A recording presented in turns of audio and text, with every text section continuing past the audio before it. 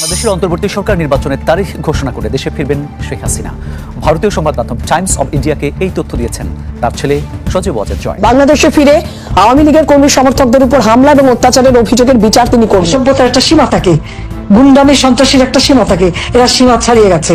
কাজে এখন আমাদের সকল নেতা কর্মী সবাইকে রুখে দাঁড়াতে হবে। রাজপথেই থাকবে, রাজপথের অতন্ত্র প্রহরী বাংলাদেশ ছাত্রলীগ। আমরা রাজপথে আছি ইনশাল্লাহ, ক্ষমতা থাকে তো আসেন, দেখা যাবে কার বল কতটুকু। 24-এর রাজাকারেরা তোরা কি ভাবছস এই মানুষটা পাগল হয়ে গেছে?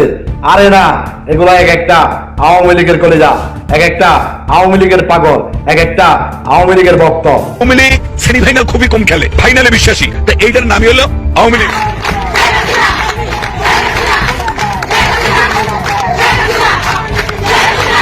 ইরুচ্চারের বিরুদ্ধে শেখ হাসিনার অ্যাকশন, আওয়ামী লীগের অ্যাকশন। জয় বাংলা, জয় বঙ্গবন্ধু। আবারও শুরু হলো আওয়ামী লীগের নতুন কর্মসূচি। এবার ডক্টর ইউনূসকে গদিচ্যুত করতে এবং সাবেক প্রধানমন্ত্রী শেখ হাসিনাকে ভারত থেকে ফিরিয়ে এনে পুনরায় ক্ষমতায় বসাতে উঠে পড়ে লেগেছে বাংলাদেশে থাকা আওয়ামী লীগের নেতাকর্মীরা। আর এতে অংশগ্রহণ করেছে সাধারণ জনতা। ঢাকা সহ এবার সারা দেশে শুরু হলো ইউনূস হটাও আন্দোলন। আওয়ামী লীগের লক্ষ লক্ষ সমর্থক এমনকি সাধারণ আমজনতা পর্যন্ত মাঠে নেমে গেছে। গণতন্ত্রকে পুনরুজ্জীবিত এবং গণতন্ত্র রক্ষায় নতুন কর্মসূচি দিয়েছে বাংলাদেশের সাবেক দল আওয়ামী লীগ।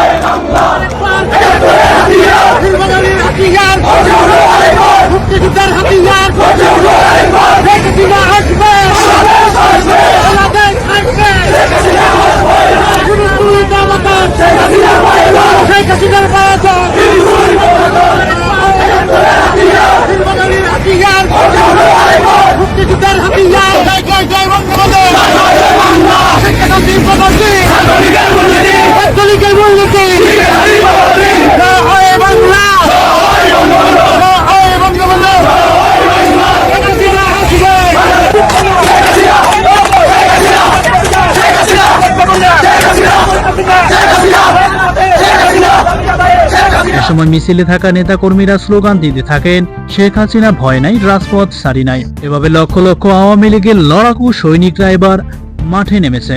নতুন করে আবারও মাঠে নেমে ইতিহাস করেছে বাংলাদেশ আওয়ামী লীগ।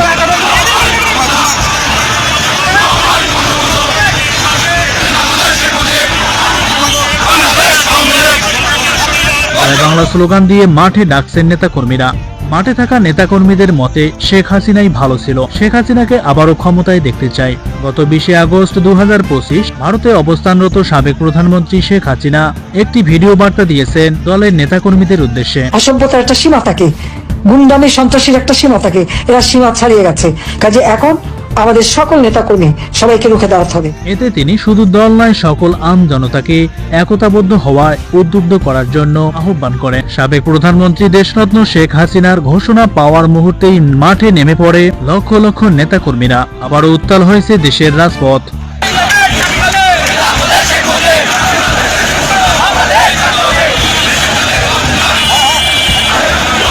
নেতাকর্মীদের মতে জননেত্রী শেখ হাসিনা রাষ্ট্রীয় কাজে ভারতে গেছেন, আর এই সুযোগেই পাকিস্তানপন্থী রাজাকারেরা দেশের ক্ষমতাকে হস্তগত করেন। তারা আরো দাবি করেন, অবৈধ ইউনূস সরকার আর বেশি দিন ক্ষমতার মসনদে টিকে থাকতে পারবে না।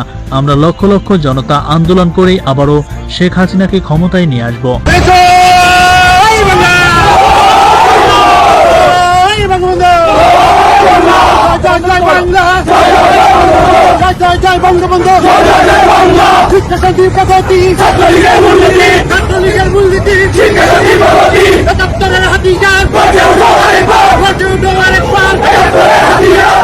এ সময় অবৈধ অন্তর্বর্তী সরকারের উদ্দেশ্যে নেতাকর্মীরা বলেন, ডক্টর ইউনূসকে হটিয়ে আগামী 20 দিনের মধ্যে শেখ হাসিনাকে ক্ষমতায় বসানো হবে। আর এই লক্ষ্যে সারা দেশে ব্যাপক কর্মসূচিও দিয়েছেন আওয়ামী লীগের নেতাকর্মীরা।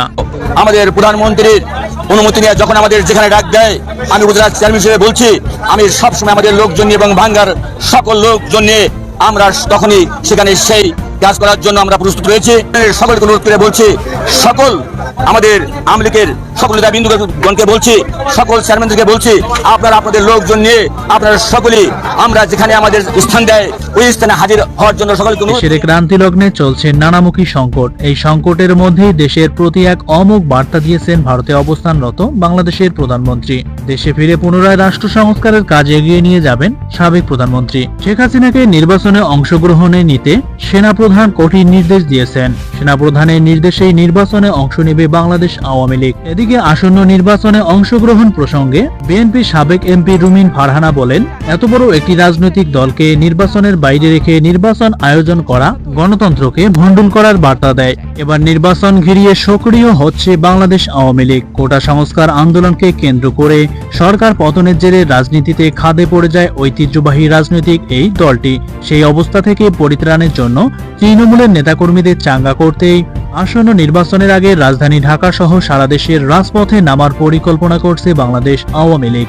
ক্ষমতার পট পরিবর্তনে সারা দেশে আওয়ামী লীগের নেতাকর্মীদের উপর নির্যাতন, ঘরবাড়ি পুড়িয়ে দেওয়া সহ বিভিন্ন অমানবিক কাজে আইনি পদক্ষেপ নিতে দলীয় প্রধান নির্দেশ দিয়েছেন বলে জানা গেছে। খোঁজ নিয়ে জানা যায়, পরিবর্তিত পরিস্থিতিতে পূর্ব পরিকল্পিত কর্মসূচি অনুযায়ী কার্যক্রম পালন করা অসম্ভব হওয়ায় শেখ মুজিবুর রহমানের প্রতিকৃতিতে শ্রদ্ধার মাধ্যমে নেতাকর্মীদের ঢল নামাতে চেষ্টা করে দলটি। কাফনের কাপড় পরে কঠোর কর্মসূচি পালনের ঘোষণাও দিয়েছে।